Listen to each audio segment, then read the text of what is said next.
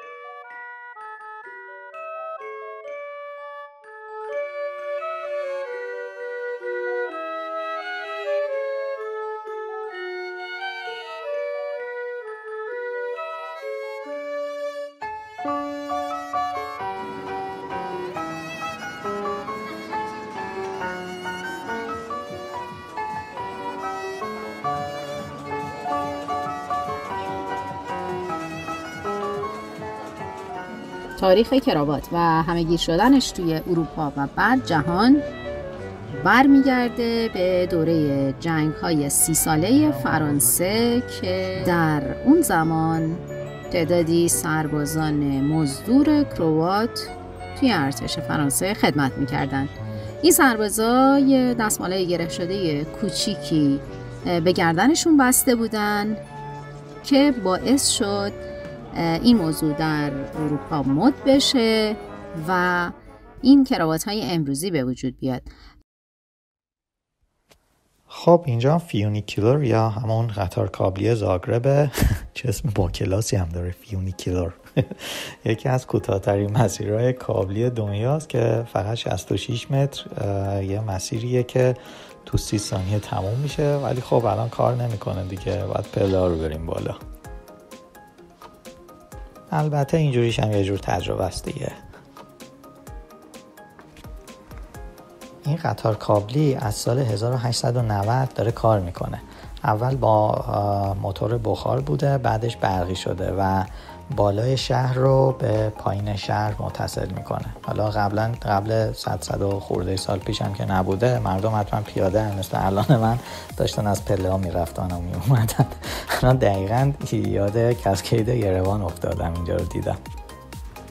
در مورد بلیتش هم الان سوال کردم، گفتم میتونین از همین بلیت‌های ترام و قطار استفاده کنید و سوار اینا بشین. قیمتش هم 53 سنته برای نیم ساعت.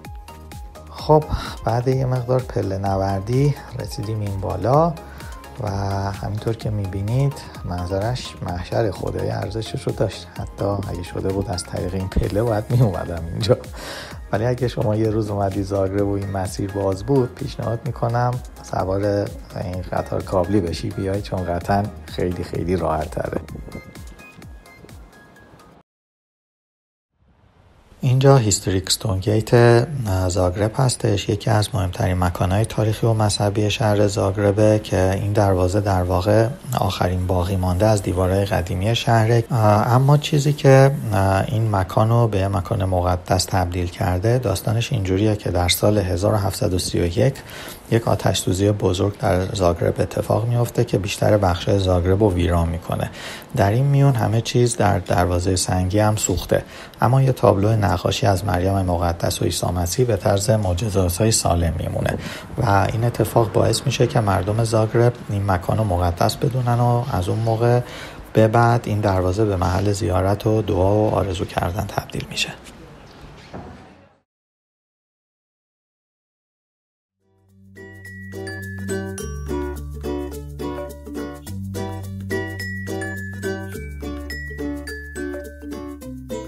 بچه مردم زاگرب هم مثل خیلی از اروپایی‌های دیگه به حیوانات خونگی و مخصوصا سگ خیلی علاقه دارن.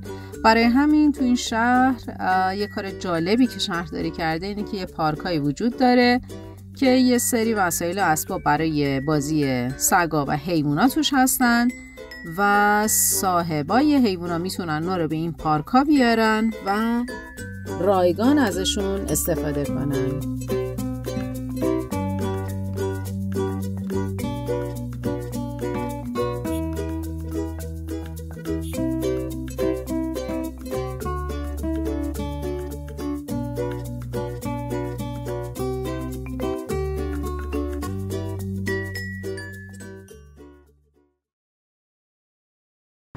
خب در ادامه پیاده روی و زاگرب گردیمون برنامه اینه که الان بریم یکی از جاذبه‌های توریستی زاگرب رو به نام تونل گریک یا گریچو هم ببینیم.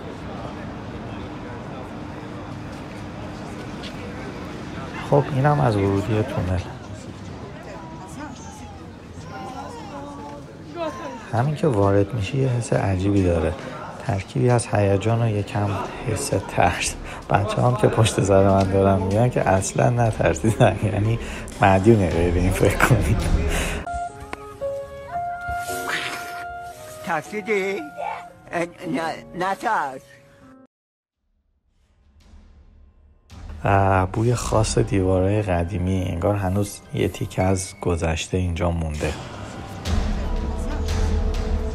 اینجا هم که یه مقدار بازتر شده کاملا همینطور که میبینید با بقیه تونل فرق داره. سقفش بلندتره و به مناسبت سال نو میلادی نورپردازی کردن، موزیک پخش میشه و خیلی قشنگتره این قسمتش.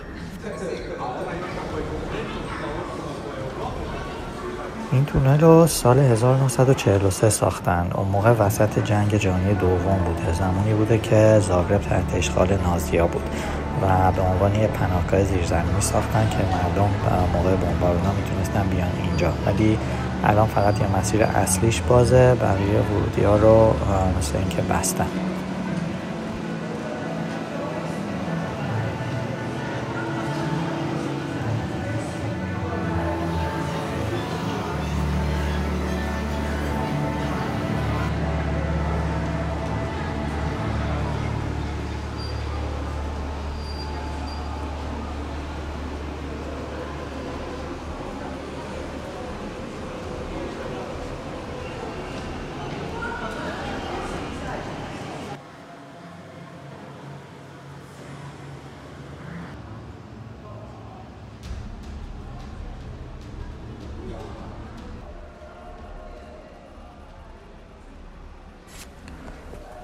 بچه‌ها ولی یه چیزی که نظر منو خیلی جلب کرد این مسیرهای بسته شده است. رو نقشه‌ای که بیرون رو در ورودی زدن این نقشه ها رو به عنوان مسیرهای بن‌بست نشون داده، ولی به نظرتون واقعا بن‌بسته، بسته است یا فقط نمیخوان کسی بره اونجا؟ میگن یه زمانی این تونلا راه داشته به جای دیگه شهر، بعضی‌ها میگن حتی به ساختمان‌های مهم و یه راه‌های مخفی هم داشته، ولی الان بسته شده. الان سوال من که تو ذهنم اینه که این مسیرهای بسته شده واقعا متروکن یا یه چیزی هست که قرار نیست کسی ببینه. یه حس عجیبی دارم، کاش میشد برم اون طرف رو ببینم چه خبره.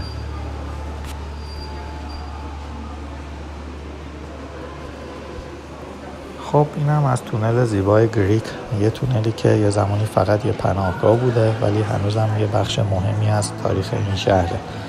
فکر کنی یه زمانی مردم با ترس می اومدن اینجا پناه می گرفتن زمان جنگ جهانی. الان میان با هیجان که ببینن و از دیدن این محل تاریخی لذت ببرن.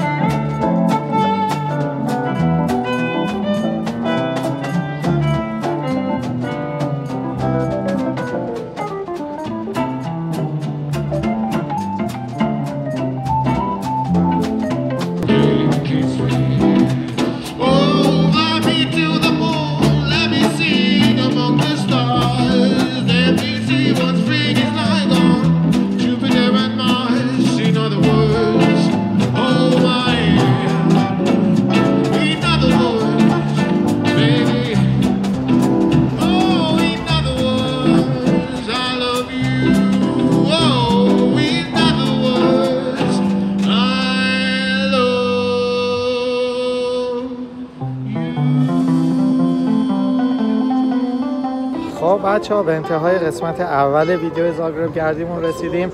امیدوارم که ویدیو رو دوست داشتین. لطفاً کانال من رو سابسکرایب کنید، ویدیو رو لایک کنید و با دوستاتون شیر کنید.